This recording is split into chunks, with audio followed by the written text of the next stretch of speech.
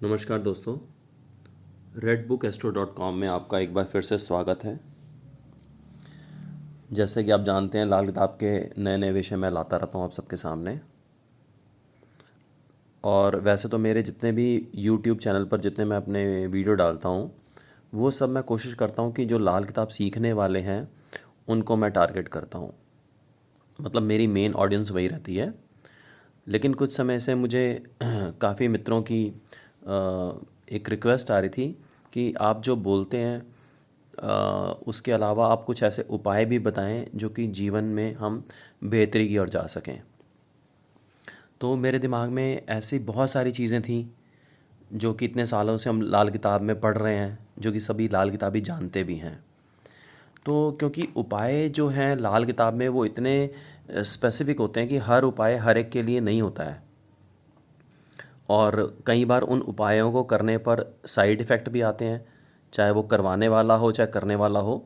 तो इसलिए उपायों को ख़ास तौर पर बहुत ही ध्यान से सोच समझ कर निर्णय करने के बाद ही बताना चाहिए।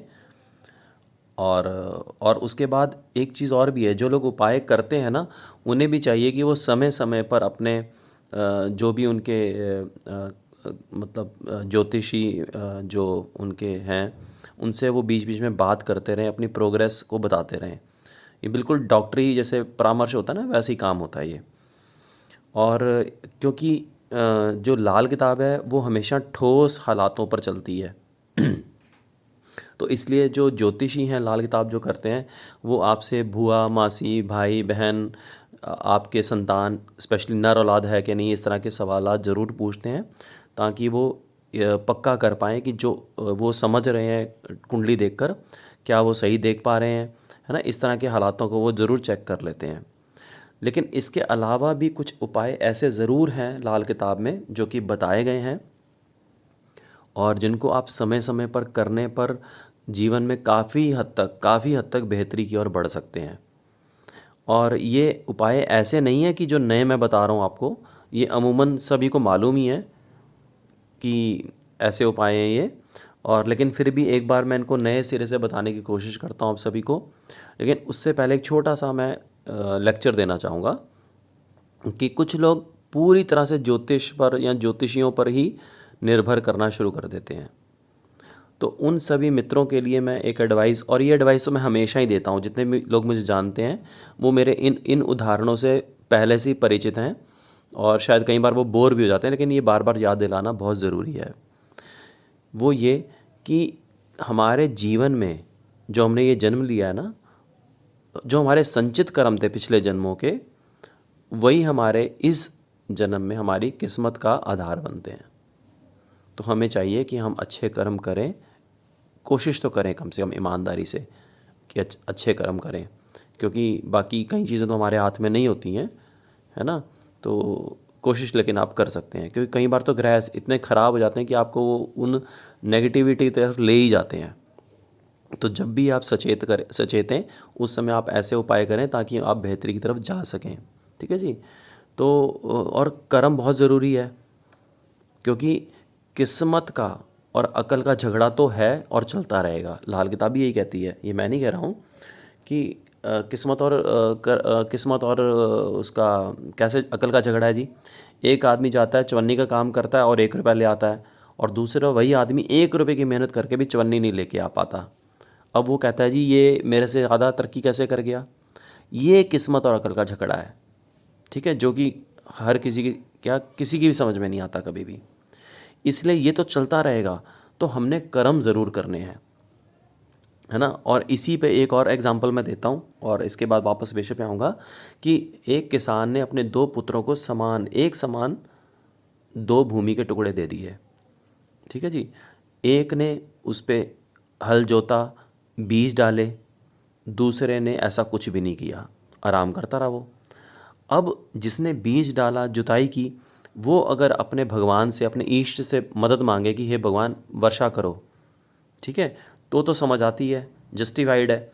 लेकिन जिस दूसरे ने, भाई ने, उस पर बीज ही नहीं बोया, जुताई नहीं की, तो वो अगर बारिश हो भी जाएगी तो क्या कर पाएगा वो। तो इसलिए कर्म ही प्रधान है। और कुंडली में जिनके भी 10वें घर खराब हैं उनको चाहिए कि वह अंधे लोगों की सेवा करते रहें, और बेहतरी की तरफ बढ़ते जाएंगे वो। खैर एनीवे, आज मैंने टेक्निकली कुछ भी नहीं बोलना है, ठीक है जी। तो मैं बिल्कुल लेमैन लैंग्वेज में बात करूँगा, और बहुत सारी चीज़ें वैसे तो कोशिश करूँगा मैं इसी वीडियो में कर पाऊँ, लेकिन ज़्यादा लंबा वीडियो बनाना भी नहीं चाहता हूँ मैं। तो लेट अस सी क्या हो पाता है। तो जी, उपायों के सेक्शन में सबसे पहली और इम्पॉर्टेंट चीज़ ये है कि हमें नियमित रूप से गाय को, कुत्ते को और कौवे को अपने भोजन में से पहला निवाला या हिस्सा ज़रूर देना चाहिए, ठीक है जी। लेकिन शहरीकरण है, हर समय ये चीज़ें पॉसिबल भी नहीं है। तो आप इसमें एक काम कर सकते हैं कि महीने में, जैसे आप मंदिर जाया करते हैं, है ना, तो आप मंदिर जाएं, उसमें कोई मनाही नहीं है। लेकिन इसके अलावा आप महीने का एक दिन ऐसा ज़रूर निकालें कि जिस दिन आप जाके एक दिन जाएं महीने में कि जी आज मैंने गाय की सेवा करके आनी है। तो आप सब परिवार जाएं, और कहीं भी कई जगह गौशाला है जी, कई जगह गौशाला है, वहाँ पर श्रमदान करके आएँ, गायों की हाथ लगा के सेवाएं करें उनकी, ठीक है, और उनको भोजन प्यार से करवा के आएँ, ठीक है। तो इससे क्या होगा, आपका ऐश्वर्य है, क्योंकि गाय लक्ष्मी है, गाय शुक्र है, ठीक है जी। घर गृहस्थी में उन्नति होगी आपकी, उसके अलावा ऐश्वर्य बढ़ेगा आपका, और आप देखेंगे घर में झगड़े बीमारियां भी कम होती चली जाएंगी। और साथ ही ऐसे एक दिन फिक्स कर लें, है ना, जैसे कुत्तों की सेवा करना। अब आप निकल जाएं, अच्छा इसमें क्या करते हैं लोगों को, जब कुत्तों की सेवाएं बोलो ना, तो अब रोटी कौन बनाए हैं, फिर वो लोग सबसे ज़्यादा स्पेशली ये बोलते हैं जी कुत्ता रोटी खाता नहीं है। तो मैं आपको एक और बताऊं जी, जो स्ट्रीट डॉग है ना, वो ऑलरेडी उसको कई लोग दे चुके होते हैं, तो उसकी नीयत कई बार होती नहीं खाने की, लेकिन वो आगे पीछे गाय बगाए वो खा लेता है उस चीज़ को। तो आप चाहे उसको थोड़ा सा ही दें, ताकि वेस्ट भी ना हो जो खाना आप उसको दे रहे हैं, ठीक है। तो अच्छा, दूसरा क्या है कि लोग मीठे बिस्किट डाल देते हैं कुत्तों को, जो कि बहुत ही गलत बात है। कृपया ऐसा ना करें, एटलीस्ट जो मेरे संपर्क में है या मुझे जानते हैं, तो वो ऐसे कार्य मत करें। आप अपनी आसानी देख रहे हैं, लेकिन आपको ये नहीं पता कि आप उसको कष्ट दे रहे हैं, है ना। तो वो काम नहीं करना, उल्टा आप दोष ले रहे हैं। तो कहीं अगर आप जब करना ही चाहते हैं दिल से, तो दिल से कीजिए। ऐसे फीके बिस्किट भी आते हैं, अवेलेबल है मार्केट में डॉग्स के लिए, वो ले लीजिए और बड़े प्यार से उनको इज्जत से खिलाइए, क्योंकि कुत्ता जो है वो आइंदा आने वाली नस्ल है, ठीक है जी। तो क्योंकि आजकल छोटे परिवार होते आ रहे हैं, रिश्तों की कदर हम उतनी कर नहीं पा रहे हैं। तो गाय की गृहस्थी के लिए, और कुत्तों की यानी कि आइंदा आने वाली नस्ल के लिए, और अपने मान सम्मान के लिए, और कई कई समस्याओं के लिए, जैसे जोड़ों की दिक्कत हो जाती है कईयों को, ठीक है जी, और कईयों को पेशाब गाह से रिलेटेड समस्याएं हो जाती हैं। तो उन सब में भी ये चीज़ें मदद करेंगी आपको कुत्तों की सेवा करना, और आइंदा नस्ल तो है ही हमारी, ठीक है जी। तो आपकी संतान को भी, यानी नर संतान है, उसको भी इससे मदद मिलेगी। इसके बाद तीसरी चीज़ जो लाल किताब बोलती है, वो कौवे की सेवा बोलती है। धन की कमी हो रही हो, कलह क्लेश बढ़ रहा हो, उन्नति नहीं हो रही हो, तो ऐसे कामों के लिए आपको कौवों की सेवा करनी चाहिए। और बहुत आसान है जी, एक वो गाठिया आता है, गाठिया मोटी सी नमकीन होती है पीले रंग की, और वो कौवा वैसे भी बहुत खुशी से खाता है। पनीर के छोटे छोटे टुकड़े कर लीजिए, ब्रेड पकौड़ा ले लीजिए। लेकिन देखिए, ये मेहनत आपको करनी है। अच्छा, लोग ये सब जानते हुए भी नहीं करते हैं। ऐसा नहीं कि मैं कोई नई बात बता रहा हूँ, लोग जानते हैं लेकिन वो करते नहीं, क्योंकि आलस, या उनको लगता है शायद इससे कोई भला होने वाला नहीं है, कि जी मैंने तो बहुत किया, मुझे कुछ असर नहीं आया। आप ईमानदारी से बता रहा हूँ कि इतने बड़े बड़े उपायों की, ज्योतिषियों की ज़रूरत नहीं है। अगर आप ये कार्य भी नियमित रूप से करते रहेंगे, तो आपको बहुत ही सुकून मिलेगा। अब कोई ग्रह चाल बहुत ही ख़राब है तो बात अलग है, उनके फिर अलग से उपायों की ज़रूरत पड़ती है। लेकिन ये मैं वो उपाय बता रहा हूँ जो जिनसे आप बहुत बहुत फ़ायदा ले सकते हैं। मछलियों की सेवा कीजिए, मछलियों को आटा बना के दीजिए, क्या मुश्किल है, कोई दिक्कत नहीं, अगर आप चाहें हिम्मत करें तो। और आपको मैं बता रहा हूँ कि जो हज़ार रुपये की आप दवाइयाँ, कलह क्लेश में और फालतू की ईगो में आप स्पेंड कर देते हैं ना, अगर ये करेंगे, ये सब चीज़ें धीरे धीरे लुप्त हो जाएंगी और खुशहाली की तरफ आप जाएंगे। ये मेरा वादा है आप लोगों से। इसके अलावा बेवा औरतों की सेवाएं करना, ठीक है ना, बूढ़े बुज़ुर्गों की इज़्ज़त और सेवा करना, जिनके बाल सफ़ेद हो जाते हैं, ऐसे काम करना। रसोई में खाना खाना, वैसे तो क्या है, मंगल राहु इकट्ठे हो तो बोला जाता है, लेकिन वैसे भी क्या होता है कि आजकल कई ग्रह ऐसे हैं जो हम अपने ख़राब कर लेते हैं। झूठ आम तौर पे हम बोल देते हैं, कोई रीज़न नहीं होता, लेकिन हम बोल देते हैं। और भी कलह कलेश घर में बने रहते हैं, दिमाग अननेसेसरी चलता रहता है। तो रसोई जो है वो मंगल है, जहाँ पर आग और पानी मिलते हैं। यहीं पर एक ऐसी जगह है जहाँ पर आग खाना बनाने के लिए इस्तेमाल की जाती है। पूरा परिवार इकट्ठा बैठे, साथ मिलके आप भोजन कीजिए, देखिए कैसे आपको राहु की शरारतों से और मंगल नेक की तरफ आप बढ़ते चले जाएंगे। ठीक है जी। इसके अलावा छोटी छोटी और हिदायतें हैं जो मेरे दिमाग में आती जाएंगी, क्योंकि मैंने कोई खाका नहीं तैयार किया, मैं बस मुंह में आ रहा और मैं बोलता जा रहा हूँ। ठीक है जी। तो उम्मीद है आपको पसंद भी आएगा और बहुत हेल्पफुल हैं ये टिप्स जो आपको दे रहा हूँ मैं। इसके अलावा पीला कद्दू होता है ना, पेठा गोल सा होता है, पका हुआ पीला पेठा, वो कोशिश करें कभी साबुत घर पे ना लाएं।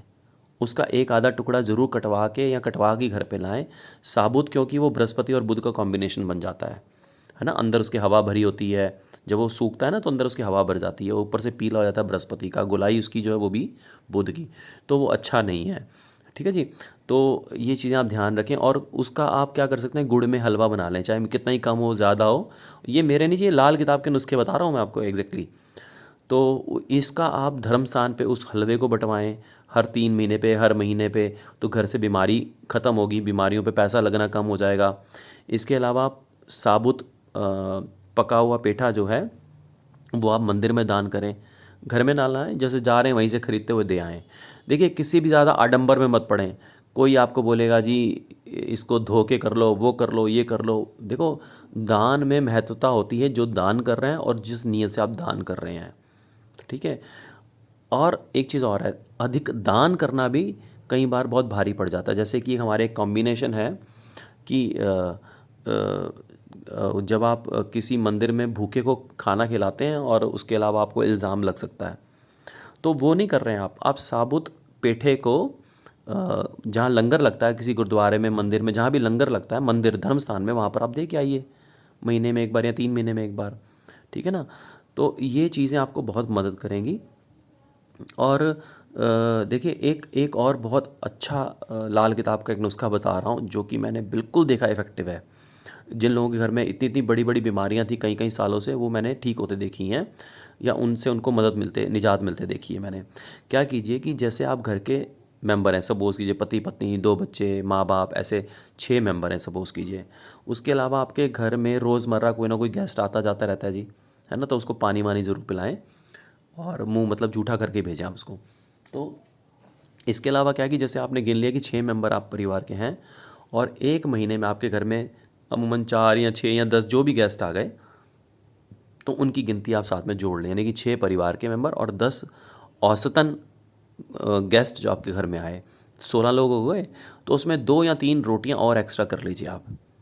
तो कहीं बाहर तंदूर पे ये रोटियां लगवा लीजिए, उनमें चाहे 2 दाने ही चीनी के हों या मीठे हों, वो थोड़ा थोड़ा ज़रूर डलवा दें।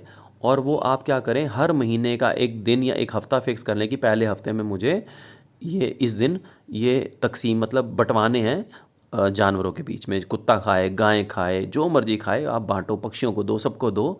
उससे ये करते रहिए आप हमेशा, और आप देखिए 3 से 4 महीने में, 6 महीने में आपको खुद ही रिलीफ नज़र आ जाएगा। ये मैं सारी चीज़ें बता रहा हूँ, इनमें जो भी पॉसिबल हो अपनी नीड के अकॉर्डिंग जो आप कर पाएँ ज़रूर कीजिए।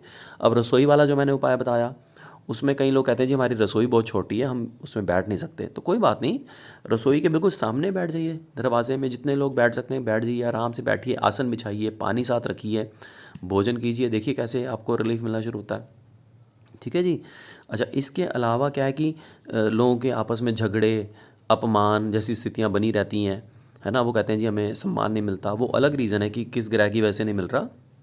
इसके लिए लेकिन एक छोटा सा नुस्खा है जो कि मैं आपको बता रहा हूँ कि आप रात को सोते वक्त अपने सिरहाने चांदी का ग्लास रख लीजिए, और नहीं भी तो एक नॉर्मल ही कोई मतलब लोटा या बर्तन रख लीजिए, उसमें पानी भर के रखिए, और सुबह उठ के उस पानी को सबसे पहले आप जाके किसी पेड़ पे, पौधों में डाल दें आप, नियमित रूप से घर के बाहर। ठीक है जी।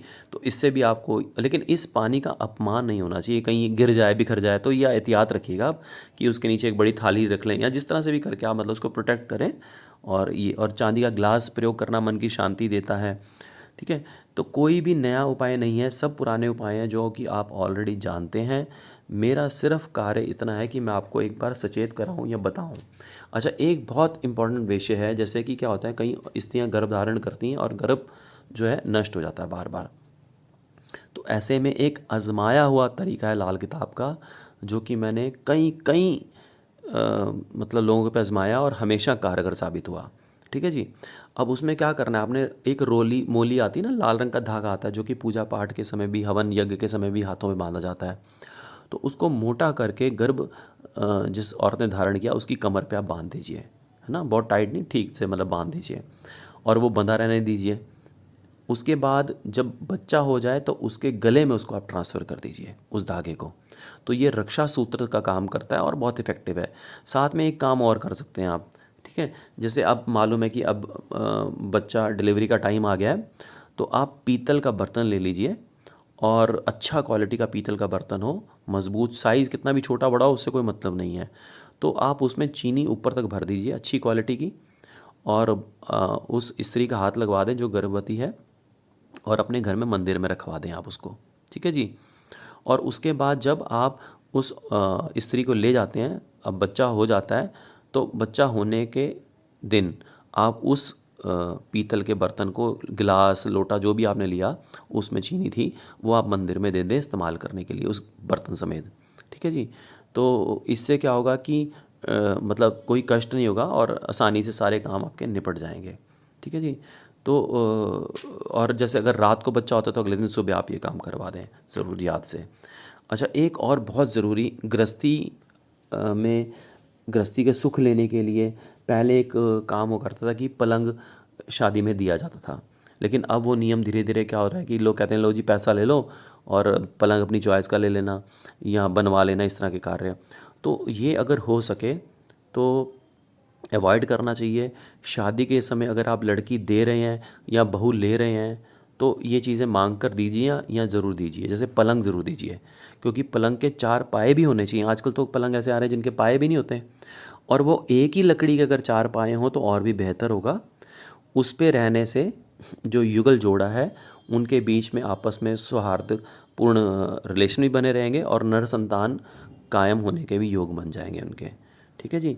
तो ये ऐसे कई सूत्र हैं जो कि मैंने देखे हैं, आजमाए हैं और इन्होंने काम किया है। तो आज के लिए मैं यहीं अंत करूँगा।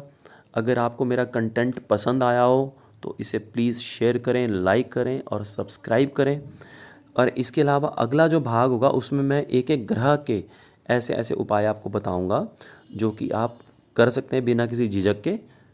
तो इसी के साथ धन्यवाद, बहुत बहुत आपका शुक्रिया।